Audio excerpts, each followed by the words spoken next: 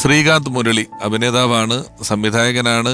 ഒരുപാട് ചിത്രങ്ങളുടെ അണിയറ പ്രവർത്തനങ്ങളിലും എഡിറ്റിംഗിലും ഒക്കെ കാര്യമായിട്ട് ഇടപെട്ടിട്ടുള്ള ഒരാളാണ്. ചലച്ചിത്ര പ്രവർത്തകൻ, അഭിനേതാവ് ശ്രീകാന്ത് മുരളി. അദ്ദേഹത്തെ ഓർക്കുന്നു. MD സാറിൻ്റെ തിരക്കഥ സിനിമയാക്കണം എന്ന് ആഗ്രഹിക്കുന്ന തലമുറയിലെ യുവ തലമുറയിലെ പലരിൽ ഒരാളാണ് ഞാൻ. എന്ന് സ്വന്തം ജാനകിക്കുട്ടി എന്ന കഥ സിനിമയാവുന്നു എന്നറിഞ്ഞതുമായി ബന്ധപ്പെട്ടാണ് പ്രിയൻ സാറുമായിട്ട് ഈ ഒരു MD സാറിൻ്റെ തിരക്കഥയെക്കുറിച്ചിട്ട് ഞങ്ങൾ സംസാരിച്ചത്. അന്ന് മാണിക്യക്കല്ലിനെ കുറിച്ചൊക്കെ സാർ സംസാരിച്ചപ്പോൾ ഓർക്കുന്നു. ഏതായാലും അതിനുശേഷം മനോരഥങ്ങൾ എന്ന കഥകളുടെ ഒരു സീരീസ്, MDയുടെ കഥകളുടെ ഒരു സീരീസ് വന്നപ്പോഴാണ് എനിക്ക് അദ്ദേഹത്തിനൊപ്പം അസിസ്റ്റന്റ് ഡയറക്ടർ എന്ന നിലയിൽ സഹകരിച്ച് പ്രവർത്തിക്കാൻ പറ്റിയത്. MD സാറിൻ്റെ കഥകൾ എടുത്തു നോക്കിയാൽ അതിലെല്ലാം നായകൻ വളരെ കുറച്ച് മാത്രമാണ് സംസാരിക്കുക.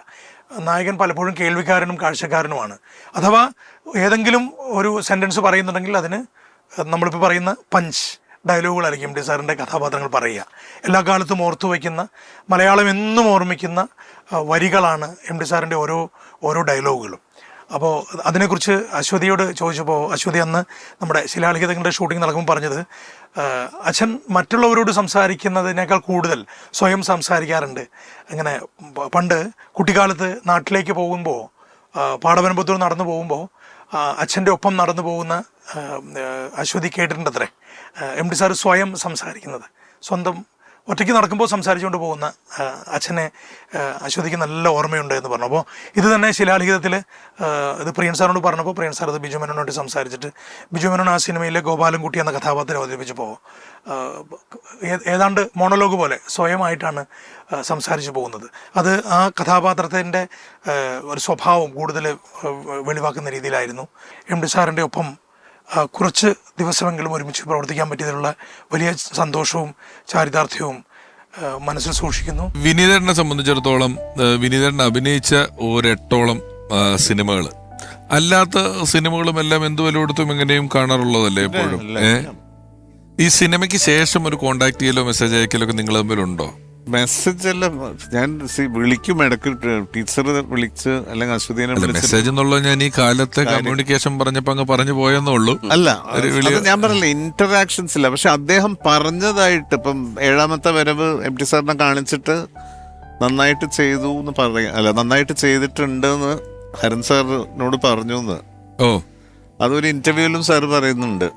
സോ അങ്ങനെ ഞങ്ങൾക്ക് അനുഗ്രഹങ്ങൾ കിട്ടിയിട്ടുണ്ടെന്നല്ലാതെ എനിക്ക് പിന്നെയും ആരണ്യകം ഷൂട്ടിംഗ് സമയത്താണ് ഒരു പ്രാവശ്യം ഞാൻ പറഞ്ഞില്ല, ഈ initial discussion is with director, ആർട്ടിസ്റ്റുമായിട്ട് ദർ ഇസ് നോ ഇന്ററാക്ഷൻ. അത് ഹരൻ സാർ അല്ല ഹൂവർ ദ ഡയറക്ടർ ഇസ്. ഇപ്പം ഞാൻ ചെയ്തതെല്ലാം ഹരൻ സാറിൻ്റെതാണ് മോസ്റ്റ് ഓഫ് ദ ഫിലിംസ്. അദ്ദേഹമായിട്ട് ക്ലാരിഫൈ ചെയ്ത് he will mould the actor as MT sir's character. അതായിരുന്നു ആരണ്യകം ഷൂട്ടിംഗ് സമയത്ത് MT സാർ വന്നു സെറ്റിൽ and he was watching us perform.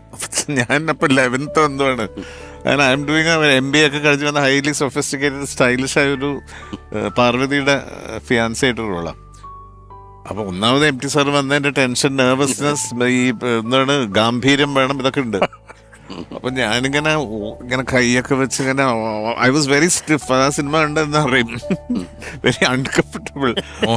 Mohan അപ്പൊ ഒരു ഡയലോഗ് സെലിമായിട്ടുള്ള സാറും ഹരൻ സാറൊക്കെ ഇരിക്കുന്നുണ്ട്. അപ്പൊ ഞങ്ങളിങ്ങനെ ബാക്കിലൊക്കെ നിൽക്കും. അപ്പൊ എന്നെ നോക്കിയിട്ട് പറഞ്ഞു കുറച്ചുകൂടെ ഗൗരവമാവാം എന്ന് പറഞ്ഞു. ദിസ് ഇസ് എക്സാക്ട് ലൈൻ, കുറച്ചുകൂടെ ഗൗരവമാകാം. അതായത് you should be more majestic. അതിനുശേഷം ഒരു മെജസ്റ്റിക് അങ്ങ് വലിച്ചെടുത്തു.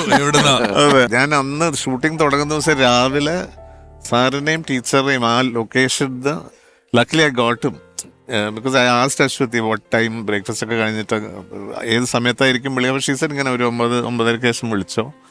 രണ്ടാളെയും വിളിച്ച് അനുഗ്രഹം വാങ്ങി. അന്ന് ഹി സ്പോക്ക് ടു മീ, നന്നായി വരട്ടെ, എവരിതിങ് ലെറ്റ് എവരിതിങ് ഗുഡ്. മമ്മൂക്കയും ലാലേട്ടനുമായിട്ട് എത്രയോ പടങ്ങൾ അദ്ദേഹം ചെയ്തിട്ടുണ്ടല്ലോ. അപ്പൊ അവരുടെ എല്ലാം ദേവലോകം എന്ന് പറഞ്ഞ ആദ്യം മമ്മൂക്കയുടെ ഇറങ്ങാതെ പോയൊരു പടമാണത്. വിൽക്കാനുണ്ട് സ്വപ്നങ്ങൾ, തൃഷ്ണ, ആൾക്കൂട്ടത്തിൽ തനിയെ, അക്ഷരങ്ങൾ, അടിയൊഴുക്കുകൾ എന്നൊക്കെ പറഞ്ഞ അനുബന്ധം, എല്ലാം ഒരു സെറ്റ്.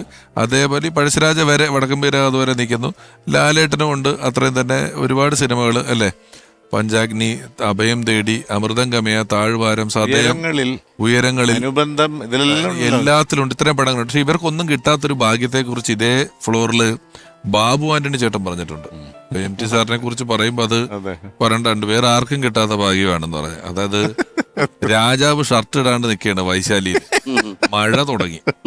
ബാബു ആന്റണി ലോമപാത മഹാരാജാവ്, ഇപ്പൊ പറഞ്ഞല്ലോ മെജസ്റ്റിക് ഒക്കെ ആയിട്ട് നിൽക്കേണ്ട ലോമപാത മഹാരാജാവ് ചെറുതായിട്ട് വിറയ്ക്കാൻ തുടങ്ങി, തണുപ്പ് കാരണം. അപ്പൊ എന്ത് ചെയ്തിട്ടും രാജാവിന് ഒരു അടക്കം നിൽക്കുന്നില്ല. ആ സമയത്ത് പുറകിന്ന് ഒരു തട്ടിവിളി കേട്ട് ബാബു ആന്റണി ചേട്ടൻ തിരിഞ്ഞു നോക്കിയപ്പോ ഒരു സ്മോളുമായിട്ട് MT സാറ്. രാജാവ് ഒന്നും നോക്കണ്ട, ഇത് പറഞ്ഞ അടിച്ചിട്ട് അവിടെ നിന്നാൽ എല്ലാ മെജസ്റ്റിക്കും വരും എന്ന് പറഞ്ഞു കൊടുത്തത്. അതൊരു കല മലയാളത്തിൽ ഒരാൾക്ക് അവകാശപ്പെടാൻ പറ്റാത്തൊരു കാര്യമാണ് ബാബു ആന്റണി ചേട്ടനായിട്ട് കിട്ടിയിട്ടുള്ളത്. ഇല്ല, അതിവിടെ പറഞ്ഞു ഭയങ്കര സന്തോഷമായിട്ടെന്ന് പറഞ്ഞു. അപ്പം ഞാൻ പറയുന്നത്, എവിടെയൊക്കെയോ നമ്മൾ ഈ പറയുന്ന ബഹുമാനം കൊണ്ടും അല്ലാതെയൊക്കെ നമ്മൾ നിൽക്കുമ്പോഴും ചില കുട്ടിത്തങ്ങളും ചില രസനീയതകളും ഒക്കെ ഇങ്ങനെ ആസ്വദിക്കുന്ന ഒരു ആളും കൂടെയാണ് അല്ലെ. ഹ്യൂമർ സെൻസ് എങ്ങനെ നർമ്മം പറയുമായിരുന്നു അച്ഛൻ? വളരെ ഷാർപ്പാണ്. പക്ഷെ ആർക്കും മനസ്സിലാവും. പക്ഷെ അതിങ്ങനെ എന്താ പറയാ, വളരെ പ്രത്യക്ഷമായിട്ടല്ല പറയാ. അപ്പൊ നമ്മളൊക്കെ തമാശ പറയണ പോലെ അല്ല പറയാ. അതിങ്ങനെ വളരെ അപൂർവമായിട്ടേ വരുള്ളൂ. പക്ഷെ വന്നാ അത് കൃത്യം 2 ദിവസത്തേക്കുള്ളതുണ്ട്. ആ